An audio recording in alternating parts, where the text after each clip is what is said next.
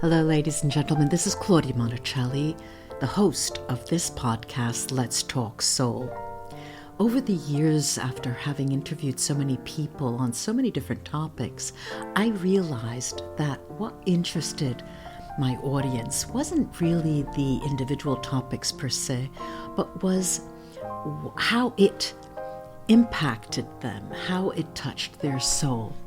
So I'll invite you all to lay back, put your feet up, and if you like what you hear, leave a review, 5-star review.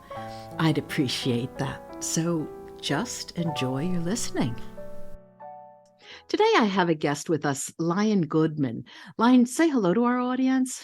Hello, audience. It's great to be here with you, Claudia. Thanks. It's wonderful to have you. He's talking to us from California today. And there's a lot to say about Lion, but let me see if I can get, I'll summarize it, and then we'll start asking him. So Lion Goodman is what he calls a transformational coach, an author, a healer, and a teacher. At the age of 26, Lion was shot in the head 4 times. And right there is, you think, boy, anybody to be able to survive that really has a story to tell. This near-death experience kickstarted his 5 decades of research into the nature of consciousness. This is something we all want to hear about. Developmental psychology, spirituality, and healing. He created the Clear Beliefs method of trauma-informed therapeutic coaching, which he has taught to more than 500 coaches, healers, therapists around the world. His training is accredited by both the International Coaching Federation and Association for Coaching. In a single session, Lion can eliminate a client's limiting or negative belief from their subconscious mind, can heal a childhood wound, or resolve a trauma from the past. This Clear Beliefs method is a multidimensional approach to rapid and deep healing. Very interesting. Lion has taught workshops and trainings around the world and authored 5 books, including the book entitled Creating on Purpose, Clear Your Clients' Limiting Beliefs, and Menlightenment. And he co-authored a new book, Transforming Trauma, with Joe Vitale, Marci Shimoff, John Demartini, Christy Whitman. And I'll just, how to get in touch with you, I'll put in the description of the episode.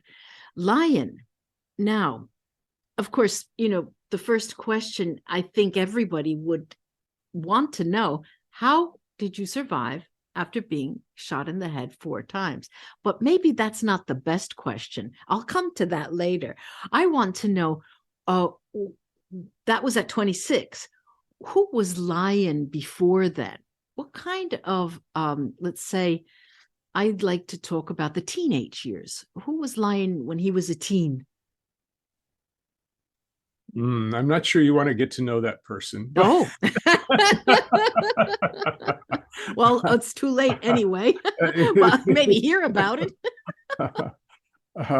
I've been a seeker as long as I can remember. Even in elementary school, I was looking at other people and trying to figure out how they were normal. Yeah. And I wasn't. So I knew that I was different. I knew that I was odd and weird, and I didn't make friends easily. Yeah. They all seemed to just live life themselves, but I had this observation. I was always looking at them, trying to figure them out. Yeah. And my dad handed me a book on reincarnation when I was 12 years old and said, this might interest you. Yeah. And I read about a chapter or 2, and then I closed it and went, oh yeah, I remember that. And that got me interested in psychic phenomenon, and I practiced telepathy with my girlfriend at 13. So I was an early explorer of these things. Yeah. And so I think the best description of me would be a seeker. I was a seeker of trying to figure things out, trying to figure myself out. Yeah. And I ended up spending my lifetime doing that until I finally figured it out. Okay. So Well, we never really quite figure it out, don't we? I know. I mean, that's the but beauty. we like to pretend Well, that we at least, proclaim that we figured it out. Yeah. Now, okay, you sidestepped the question very elegantly, but I'll get back to you. So now we're at 26 years old. What brought you to this harrowing episode in your life, being shot? Where were you? You were obviously in the wrong place at the wrong time, but what happened? I had graduated from college, University of Colorado, with a degree in consciousness studies. Okay, and it was one of the first degrees granted in that field. That was way back in 1975. That's you were very lucky. You were very lucky. And nobody was hiring people with degrees in consciousness studies. they still aren't hiring those people. So in order to make money, I became a salesman on the road, and I was selling jewelry and gift items and traveling the Southwest US, calling on stores and selling jewelry and gift items, crystals and that kind of thing. And so I was on the road as a good Samaritan. And so if somebody's car broken down, I would stop and help them. Right. I was on the road. I was driving this big RV van. And so on my way from Las Vegas to LA, in the middle of the Mojave Desert, there was a guy whose car had broken down. And it was about 110 degrees outside. So I stopped and I said, do you need any help? He said, well, I just put $200 into her and she won't start and I don't know what to do. And I said, well, I'm heading into LA. Would you like a ride? Right. And he looked at me kind of funny, went, yeah, okay. And he brought his duffel bags and suitcases and stuff into my van. And we started driving. Well, we ended up driving.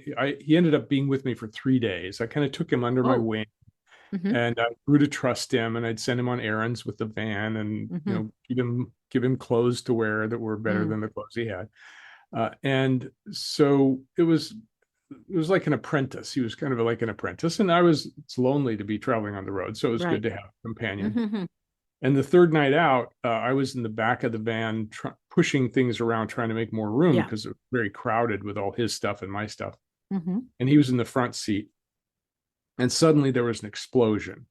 And I felt something hit me in the head. And I thought maybe the gas stove had exploded. I looked up and it was intact. And I looked to my left, and there he was with a gun in his hand pointing at me from the front seat. So needless to say, it was a bit of a surprise. I'd say that.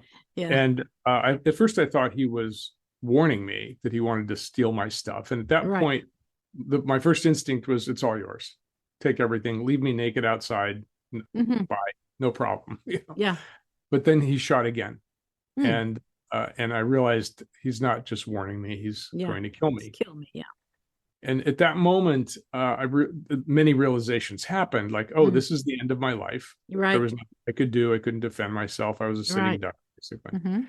So how do I want to die? And I had studied enough about death and dying to know that I didn't want to die with anger or upset. Right. I wanted to die clean. So I went through my past and asked forgiveness from everybody that I had hurt, and forgave everyone that had hurt me. Right. And he shot again. The second and third bullets missed me by fractions of an inch. But by this time, I was connecting to source and saying, okay, I'm ready to come home. And I'm out of my body and looking down at this little van and finding it an amusing situation. But I figured, okay, well, this is it. This is why I couldn't see my future, because I'm going to be dead in the future. And so then he shot again, and this time the bullet hit me, sent my head flying to the right, blood coming down, and I was back in my body, which I thought was unusual because I was supposed to be out of my body. And I felt intact. So I picked up my head and I looked at him, and he freaked out. And he said, "Why aren't you dead, man? You're supposed to be dead." And I didn't know the answer to that question. I was in this very spacious love light, glowing like golden honey flowing through me, out into him. It's like everything was just one big love fest. And that began an 8-hour conversation with him. with him, yeah, which lasted through the night and into the morning. And what about your head? well, I didn't know what had happened to my head. I thought if the bullets had gone through, I should be able to notice something missing, but I felt intact. So I really didn't know. There was just lots of blood, and eventually it stopped bleeding. When I finally got to the hospital, the doctor said, "Oh, 2 bullets glanced off your skull. You're a lucky man." And I thought, no, I'm a blessed man. It wasn't right at all. Exactly. Yeah. Interesting. So this man is still in your life, still contact with him? No contact since then, which I appreciate. Okay. Yeah, right. Yeah, gun laws have changed. It's a lot easier. You don't want to find him, no. Well, interesting. So that does qualify as a near-death experience for sure. Well, you said that you had a degree in consciousness, and of course 75, 76 you said, right? Yeah. It's changed like everything over the years. What is that, 30, 50 years ago? No, 40 years ago, 50 years Feels ago. Like a long time, right? 50 years ago. So now consciousness, there have been a lot of different things that have come up. According to you, what is the most relevant change in and around consciousness that seems interesting to you today? Well, first of all, when I was getting a degree in consciousness studies, most people thought of consciousness as an epiphenomenon of the brain. The brain's active enough and consciousness happens. Right. Today, more and more scientists are saying consciousness is not a product of the brain. The brain might be a transmitter of consciousness, but we really don't know. And what's the same back then to now is that people don't know what the connection is between brain and consciousness. You can't open up the brain and find consciousness anywhere. You can't find thoughts or feelings. So we have experience. We all have experiences. And people talk about changing the brain, but we really can't change our brain. What we can change is our experience and our beliefs that create our experience. So this is what my 50 years of research brought me to, is the understanding that the infrastructure of the mind is beliefs, like the infrastructure of the brain is neurons. And beliefs to me are the basic unit of human consciousness. Because we put together our world starting when we're still in the womb by identifying patterns and then using those patterns to survive. And so later they get words attached to them and we call them beliefs, but it's a pattern system that's been there from the very beginning. Okay, so then we come up to this first idea that you suggested, or as a topic, using the subconscious mind to change your beliefs and change your life. Would you like to talk about that? Sure. I love talking about this topic. It's my favorite thing to talk about. Go ahead. You have the floor. Okay. So this pattern detection system starts when we're very young. A baby coming out of the womb can identify the mother's voice as opposed to another woman's voice, for example. So we know that the patterns are beginning to form in the womb. Once we come out, we're starting to be told who we are and what we are. Oh, your name is Johnny. You're such a cute little boy. You're going to grow up to be a great doctor someday. And the mind is on record mode for the first many years, just trying to get the patterns down, because if I recognize a pattern, I can survive. So, for example, a baby may come to the conclusion, this is pre-verbal, before words. If I cry and make a fuss, I'll get taken care of. And that's a very good belief for a baby to come to. It's terrible for the mother. We get that. But the baby's after their own survival. Mom has to take care of herself. But for many years, there was a phenomenon of women throwing their children out the window. I mean, I could fully relate. Indeed. For my own survival. So the problem, yeah. and you actually said the problem, which is that's an old belief that should have had an expiration date, like meat powder. This belief will expire in 5 years or before, if you can talk and ask for your needs to be met, right? But it doesn't. It gets pushed down into the subconscious mind by other beliefs, other knowings, and other learnings. Well, wait, now, we have an international audience here, and not everyone is conversant with some of these concepts. So when we talk about the subconscious, what are we really talking about? Well, the standard picture is an iceberg, right? So the little bit of the iceberg that's sticking up above the water is our conscious mind. It's a very tiny slice of what's happening in our nervous system. In other words, we're aware of what's happening. Yes. Okay. We're not aware of what's happening. Everything outside our current awareness is sub or below the conscious mind. Okay. So the subconscious is very deep, and it includes everything that we know. And then, of course, Carl Jung talked about the collective unconscious, which is everything that everyone has ever known, the myths and the stories of ancient times that are also part of our consciousness. So these are really arbitrary distinctions. What's subconscious? Well, my right foot is in my subconscious at the moment until I put my attention on it.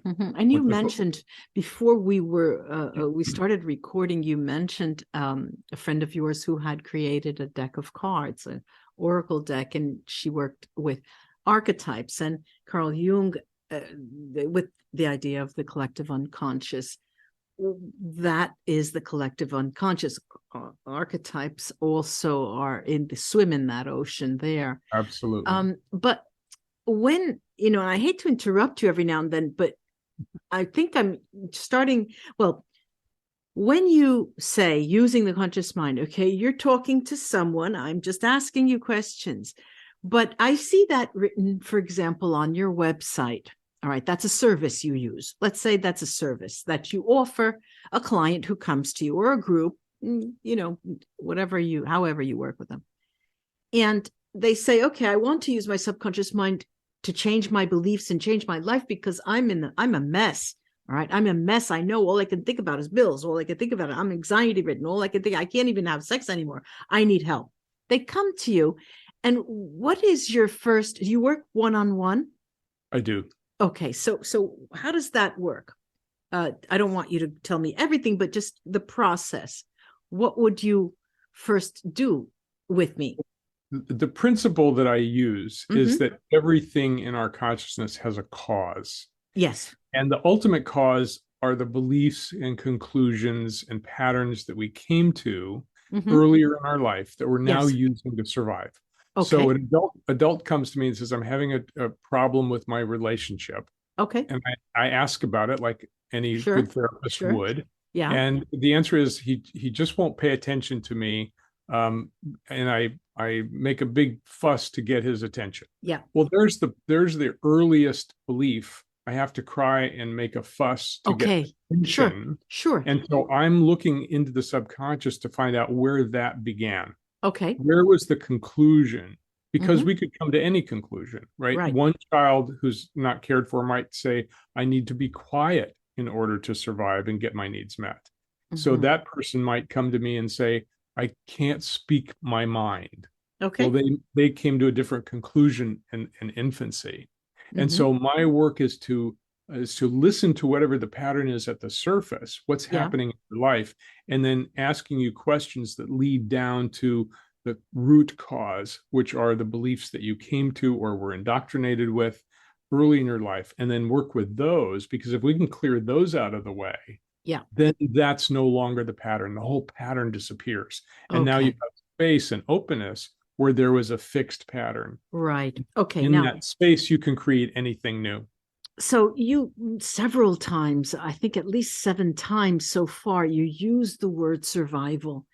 And when a client comes to you today, most of the people who are looking for services of this kind are able to do so because they dispose of a way to pay you. I'll just put it that way. And so they're not looking for survival, mere survival because they have food they can eat.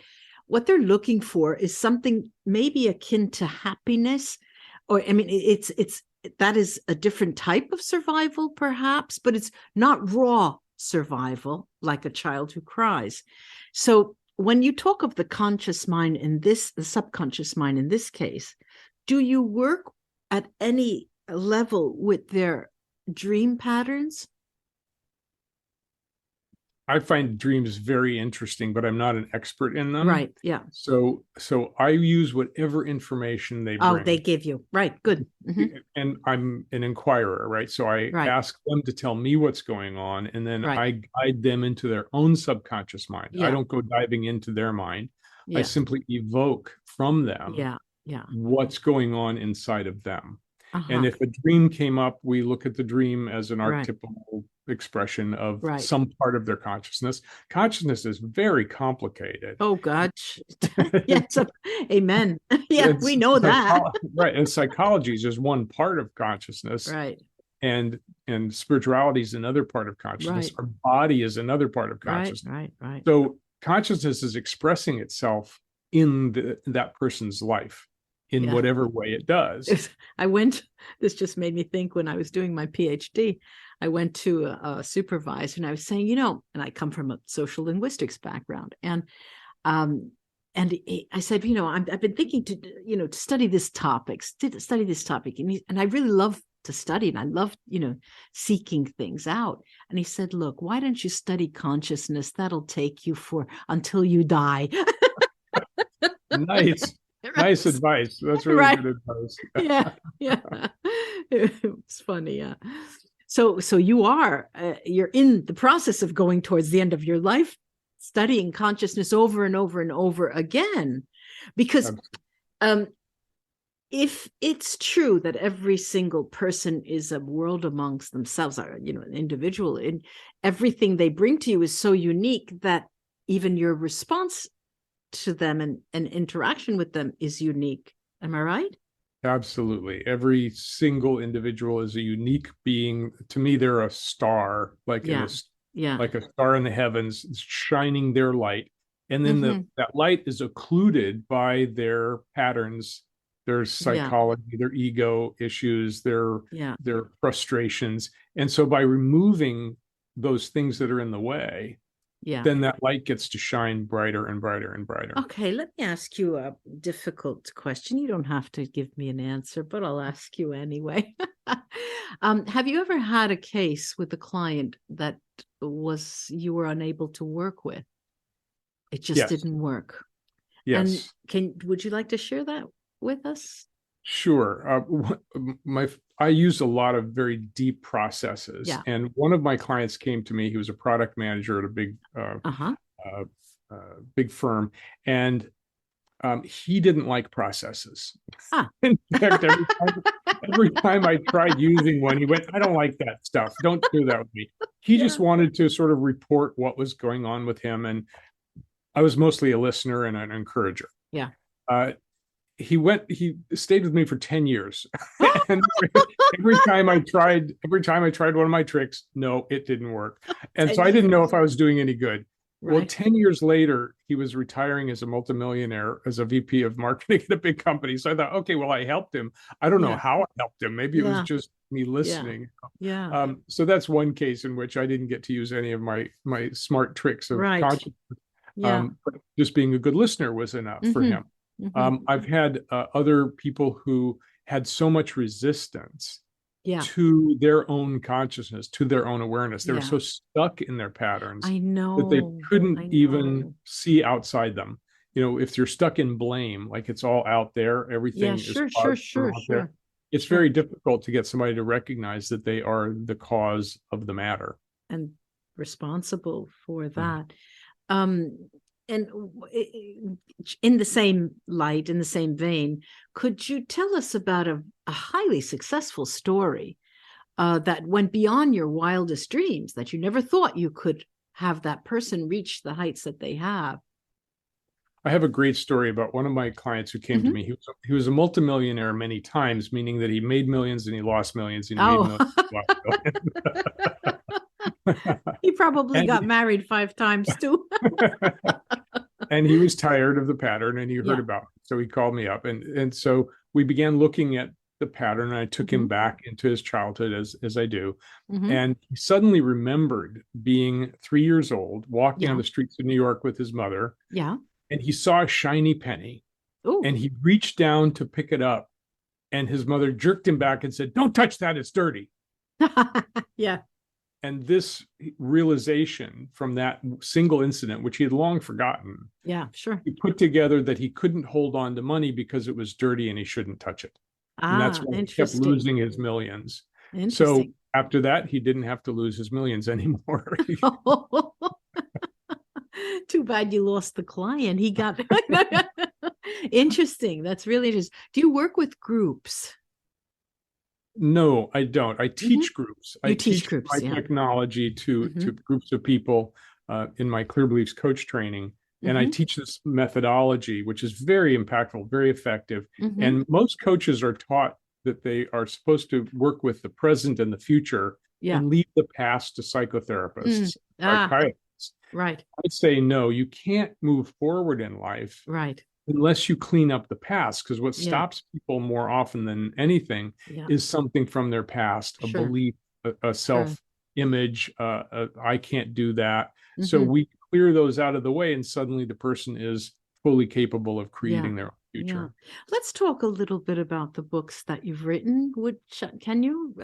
Sure. Because you've you've written 5 books, right? I might have made a mistake in presenting them. Maybe you could, they were probably a list, but can you give me the titles from the earliest, if you remember? Sorry about that. Well, my first published book that was successful was called Creating on Purpose, The Spiritual Technology of Manifesting Through the Chakras. Nice. That's interesting. I wrote that book. I co-authored that book with Anadea Judith, who's a famous author about the chakras. When was that? What year? Do you remember? 2011, I think. Okay. And we looked at the process of manifestation because I had been looking at it through the belief lens. It's like, what beliefs do we need to create what we want? And she had been looking at it through the chakra lens, which is the downward current through the chakras. Most people think of the chakras as an upward current, becoming more and more open, more and more enlightened until you have a big woo-ha experience of enlightenment. But the ancient texts do talk about a downward current, which is the current of manifestation. They call it mukti and bhukti. Bhukti is downward current, and that means pleasure. Yes. And I know you've written about pleasure. And so when you have what you want, you experience pleasure. And so the havingness function comes from this downward current of taking an idea and bringing it into reality. And so this is a step-by-step book that takes you through that journey from idea to actuality. This is the first 2011. This is possible to be found in Amazon.com. Yes. And Amazon, anywhere. So Amazon. Lion Goodman, Amazon. What's the next book?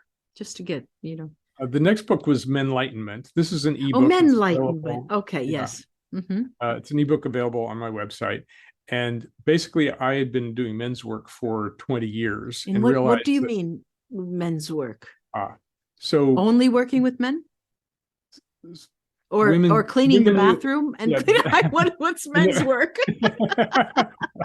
Good question. No one's ever asked that before. I don't get it.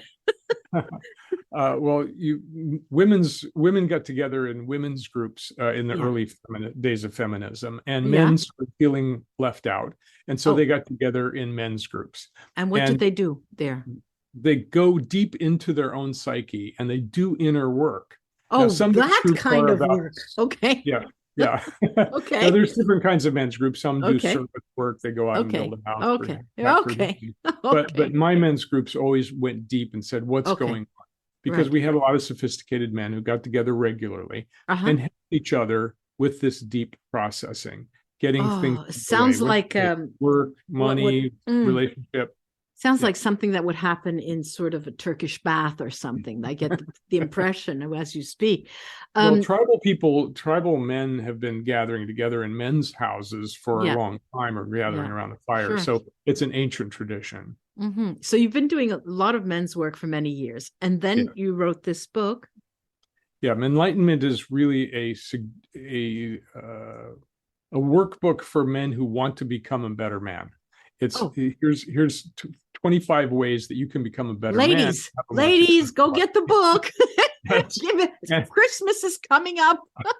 I have a very specific recommendation for ladies about this book. Yes. Don't hand the book. Do not hand the book to your man and say you need this. No, that will not work. No. Leave it on the counter table. somewhere. Yeah, right. Leave it on the table. Let them discover and when he it. says, "What's this?" then you say, "Oh, I don't know. It's just something I picked up." Right. And walk away. Do not walk engage. Because if you start telling him he needs this, he's not going to read it. You're not going to read it. Okay, this is very valuable information you got here, Lion. I mean, all right. So now we're on the second book, and what year was this? Do you remember? I have no idea. Okay, no problem. Next, what do you got next? This was Clear Your Beliefs. And Clear Your Beliefs. This is where I took everything I knew about beliefs and put it into an ebook. Again, it's available at clearyourbeliefs.com. Okay. It's really a wait a minute. No, I have clearbeliefs.com. Is it Clear Your Beliefs or Clear Beliefs? Two different websites. Okay. Okay. Clear Your Beliefs is for people who want to do it themselves. We realized that for the book, the program really needs a coach. So we now offer it as a coaching program. Right. Okay. Where you look into your beliefs that are in your way and you get cleared out one by one. So, and this is 3. Now we're going to the 4th, right? Yeah. Clear your clients' limiting beliefs. That's right. This is the one for therapists, healers, and coaches. Okay. Introducing the training program, why we do what we do, how we do it. And so that's really a lead in to my Clear Beliefs coach training. Okay. Then we've got Transforming Trauma. Yes, this is a collective book. Many books are written with lots of authors. So I was one of many authors focused on trauma. And what I do is heal trauma because traumas create beliefs often. We come to certain conclusions from them. And those conclusions can get in our way later. So we often find trauma at the core of the problematic things that are happening to people now. Well, wait a minute now. There's something here that you suggested or as a question. What is the imaginal realm, and how do you use it in your work, and how can our listeners work with it at home? The imaginal realm. It's the first. You don't see that word imaginal very often. What do you mean here? Well, it's a word that was developed by a anthropologist who recognized that all peoples have their physical bodies and their physical work, and they also have this other body in which dreams occur and where we plan and think about the future. And he coined the term to distinguish it from imaginary. Imaginary is just something you make up in your head, but imagine is that collective unconscious that Jung talked. It's the place where we can go and see deep patterns that are in the psyche or in the general psyche. Interesting you mentioned this. I was writing my book and someone was proofreading it, and they said, this visualization you write about, you have to be careful because not everyone knows how to visualize, and to me it's just an obvious everybody does that in my mind, and and it's obviously not true. It's interesting. Well, we use a lot of visualization in our work, and I was concerned that the work we do might not work for non-visualizers because about 20% of the population has little or no ability to visualize. And fortunately, we can adjust all of our techniques to whatever the primary perception ability is of that person. So they may be aesthetic. So we take them through the same processes, but using their body feelings. Or some people are. I see. How do you feel? Yeah. Right. And I recently, one of my graduates came back and said, I just took a woman who was blind from birth through this process. I said, how did it work? I was fascinated. She said, well, she's a very functional person. She knows where everything is in her apartment. She can walk over and pick up a knife that she left on the counter 2 days ago.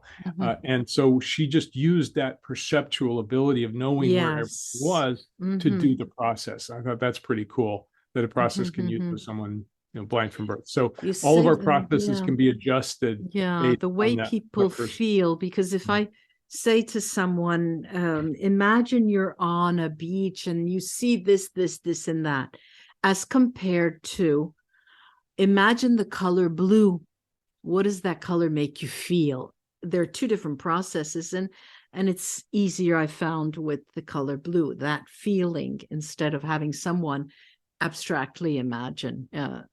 This is interesting. Well, boy, where do I go? You don't have any more books, so I can't ask you about that. Let's see. Okay, I'll give you one last. Are you ready? One last question. Sure. What is a core belief? This has come up in different domains. Core beliefs. Everybody talks about core beliefs as if we know what they are. So what is a core belief?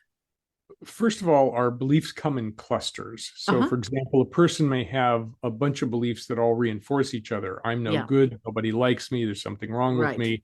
I'm not welcome here. Right. And so we have to take those clusters apart piece by piece in order to clear them. The core beliefs are the ones that we build our whole lives on. Yeah. And they're often about the self. So there's something wrong with me. Yes. That's the core belief. When we ask, in fact, I invite you to do this because this is one of my favorite examples. So if you close your eyes and you feel what it feels like to hold the belief, there's something wrong with me, you can try the belief on and feel it in your body. You can actually feel that sensation. I don't think it's going to work. That's all right. I know you're too advanced, but your audience can try. Yeah, this. right. and you actually have a feeling in your body. Yeah. And then you can take that feeling off from the belief and try on the belief, I am a sacred and worthy being. Sure. And when you try that on, you have a different feeling. So this shows that beliefs create feelings. Well, beliefs also create our personality. Sure. So the core beliefs are the beliefs that we built our personality around. Okay. Based on things that happened to us, conclusions we came to, things our parents said to us. Those are the core beliefs that sort of run you from that point forward. Well, everything comes to an end, even the good things. So I'm going to have to say goodbye. And thank you so much for taking the time, with all of the work you do, to having taken the time to come and talk to us. It was so interesting, Lion. I really appreciate it. Thank you for having me. I hope to have you back sometime. Happy to come back. That would be possible. Maybe another book. If the occasion comes up, there's another book, knock on my door. I'll have you back. That would be wonderful. Bye-bye, Lion.